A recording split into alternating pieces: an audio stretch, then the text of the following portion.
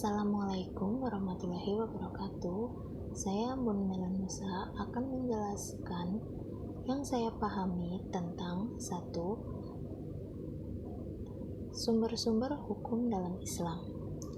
2. Politik dalam Islam. 3. Ekonomi Islam. Dan 4. Toleransi antar umat beragama dalam Islam. 1. Sumber-sumber hukum dalam Islam. Sumber hukum Islam adalah asal atau tempat pengambilan hukum Islam. Sumber hukum Islam juga bisa disebut dengan istilah dalil hukum Islam. Ada 4 macam sumber hukum dalam Islam. 1. Al-Quran. 2. As-Sunnah. 3. Ijma. Dan 4. Qiyas. Fungsi Al-Quran yaitu sebagai pedoman hidup. Ajaran-ajaran dalam Al-Quran merupakan kalam Allah Subhanahu wa Ta'ala. Fungsi hadis yaitu sebagai penjelasan atau perincian terhadap ayat-ayat Al-Quran yang masih bersifat umum. Selanjutnya, yang kedua, politik dalam Islam. Islam menyebut politik dengan istilah siyasah. Jika yang dimaksud adalah siyasah dengan urusan mengatur umat, maka Islam sangat penting siyasah. Bahkan, Islam mencela orang-orang yang tidak mau tahu tentang urusan umat.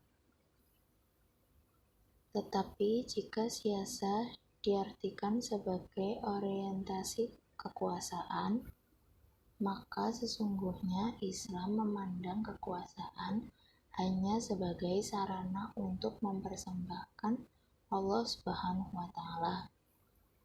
Tapi Islam hanya menjadi sarana dalam masalah kekuasaan. Kemudian nomor 3 yaitu ekonomi Islam.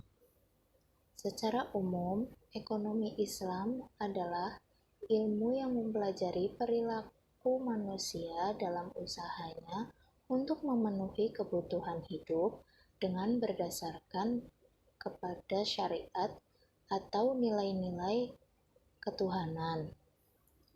Ekonomi Islam memiliki beberapa tujuan, yaitu menempatkan ibadah kepada Allah lebih dari segalanya.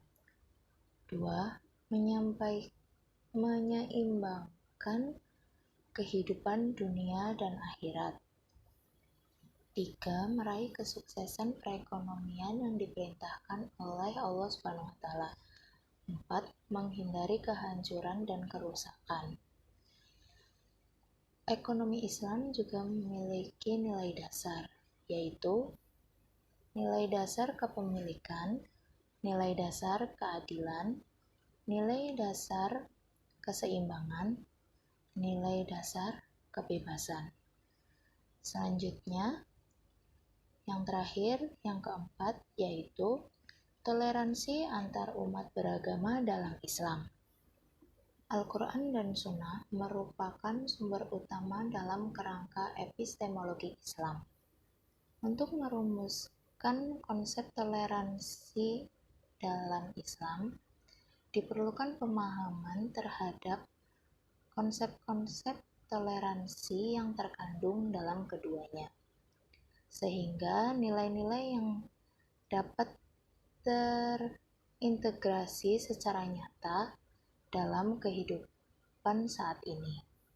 Toleransi dalam umat beragama dapat ditunjukkan dengan cara saling tolong-menolong, memberi kebebasan kepada umat agama lain dalam menjalankan ibadah, kemudian memberi kebebasan kepada pemeluk agama lain untuk menjalankan aktivitasnya, tolong-menolong dalam hidup bermasyarakat.